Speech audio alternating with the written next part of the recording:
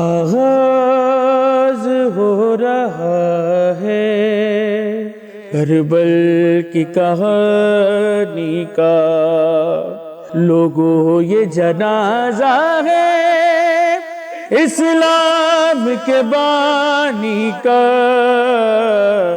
آغاز ہو رہا ہے کربل کی کہانی۔ بسم اللہ الرحمن الرحیم، الحمدللہ رب العالمین، وصلی اللہ علی محمد وعلی اہل بیتہ الطاہرین۔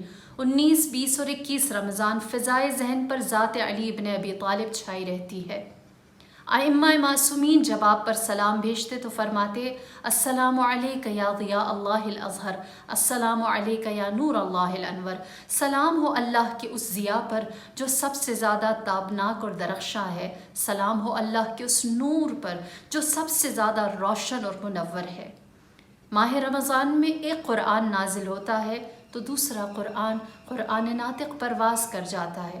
حکم ہمیں یہ دیا گیا ہے وَمَا آتَاكُمُ الرَّسُولُ فَخُذُوهُ، کہ جو کچھ تمہیں رسول دے دیں اسے دونوں ہاتھوں سے وصول کر لو۔ اور جب ہم حیات رسول خدا سیرت نبوی میں دیکھتے ہیں تو جو چیز سب سے زیادہ مکرر اور سب سے زیادہ روشن ہے وہ حب علی ابن ابی طالب ہے۔ روایت مشہور ہے کہ جب رسول اللہ احتضار کی حالت میں تھے تو آپ نے فرمایا ادعو الیہ حبیبی، میرے حبیب، میرے دوست کو، میرے محبوب ترین کو میرے پاس بھیج دیا جائے۔ سب نے کہا علی کے سوا اور کون ہو سکتا ہے، لہٰذا امیر المؤمنین آپ کے پاس آئے۔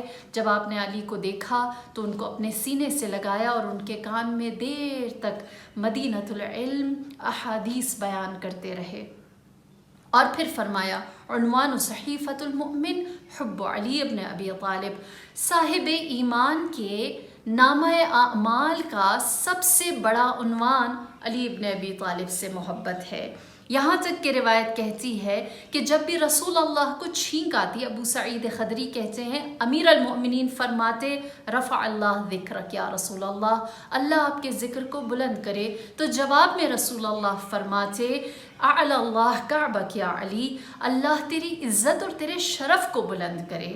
کہتے ہیں کہ ایک دفعہ رسول اللہ بیمار ہوئے، جناب ماریہ کے گھر میں تھے تو تمام اصحاب رسول اللہ کی عیادت کے لیے آئے، علی ابن ابی طالب بھی ان کے درمیان موجود تھے، سب آ کر حلقے میں بیٹھ گئے، لیکن امیر المؤمنین کے لیے کوئی جگہ نہ رہی۔ رسول اللہ اس بات کا مشاہدہ کرتے رہے، پھر اس کے بعد آپ نے فرمایا علی کے لیے جگہ چھوڑو۔ پھر امیر المؤمنین کو اپنے پاس بٹھایا اور فرمایا اے لوگوں، یہ علی میرے اہل بیت میں سے ہے، اے لوگوں میں ابھی تمہارے درمیان موجود ہوں اور میں دیکھ رہا ہوں تم علی کا احترام نہیں کرتے، جب میں چلا جاؤں گا میں نہیں رہوں گا لیکن اللہ اس پر حاضر اور ناظر رہے گا۔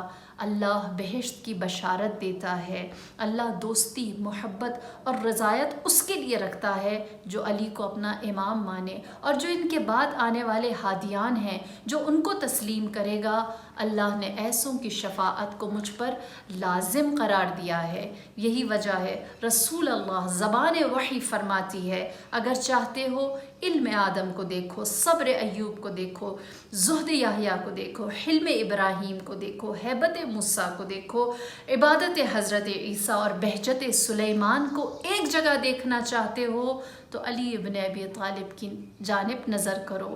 علم آدم اس منبر سلونی کے پاس ہے جسے باب مدینۃ العلم قرار دیا گیا، صبر ایوب ان 25 سالوں کے اندر ہے جس کے بارے میں فرمایا کہ گلے میں ہڈی اور آنکھ میں کانٹا ہے، زہد یحییٰ اس کے پاس موجود ہے کہ جس کے بیٹے کے دسترخوان سے ہر غریب و فقیر کھاتا تھا، لیکن وہ خود خشک روٹی کو نم کر کے گھٹنے پہ توڑ کر کھاتا تھا۔ حلم ابراہیم، بردباری حضرت ابراہیم اس ہستی کے پاس ہے جس کے پاس ایک نہیں 4 اسماعیل موجود ہیں، حسن و حسین، زینب و ام کلثوم، جو سب کے سب اسلام پر فدا ہو گئے۔ ہیبت موسیٰ کو دیکھنا ہے تو اس علی میں دیکھو کہ جس کے مد مقابل آیا ہوا کہتا ہے لولا علی، اگر علی نہ ہوتے تو میں ہلاک ہو جاتا۔ عبادت عیسیٰ کا مشاہدہ کرنا ہے تو علی کی اس عبادت میں دیکھو جس کے سامنے جناب زین العابدین عبادت گزاروں کی زینت یہ فرماتے ہیں کہاں میرے جد کی عبادت اور کہاں میری عبادت۔ علی ابن ابی طالب کی عبادت اس سے کہیں درجے زیادہ تھی۔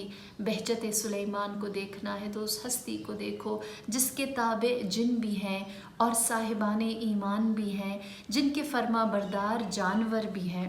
میری جان قربان رسول اللہ کے اس فرمان پر فرماتے ہیں 3 فضیلتیں ایسی ہیں جس میں علی میرے ساتھ شریک ہیں، لیکن 3 امتیاز ایسے ہیں جو صرف علی کو حاصل ہوئے ہیں۔ پہلی فضیلت یہ کہ لواء الحمد پرچم الہی میرے لیے ہے، لیکن وہ علی کے ہاتھ میں ہوگا۔ فرمایا حوض کوثر میرے لیے ہے، لیکن اس کی سقائی علی ابن ابی طالب کریں گے۔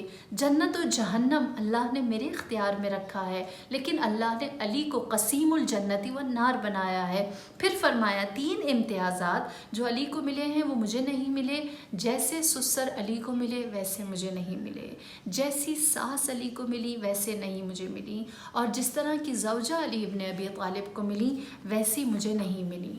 امامہ باہلی سے روایت ہے، کہتے ہیں کہ رسول اللہ اصحاب کے ساتھ کھڑے ہوئے تھے، جب امیر المؤمنین کو آتے ہوئے دیکھا تو آپ بیٹھ گئے۔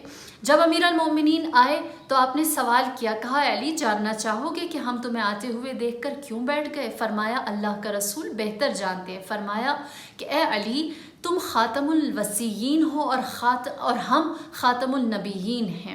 حضرت موسیٰ اس وقت تک محشر میں حاضر نہ ہوں گے جب تک ان کے ساتھ ان کے وصی حضرت ہارون نہ آ جائیں گے۔ فرمایا قیامت کے دن میں بھی اس وقت تک کھڑا رہوں گا جب تک تم مجھ سے ملحق نہیں ہو جاؤ گے۔ میں میزان پر ہوں گا، تم بھی میرے ساتھ میزان پر ہوگے۔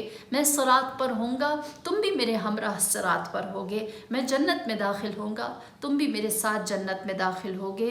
تم میرے اعضاء میں سے ایک عضو ہو۔ میں جہاں جاؤں گا خواہ دنیا ہو یا آخرت، تم میرے ہمراہ ہوگے۔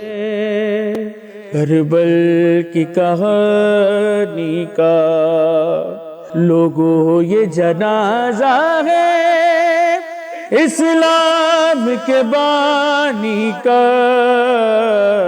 آغاز ہو رہا ہے، کربل کی کہانی کا۔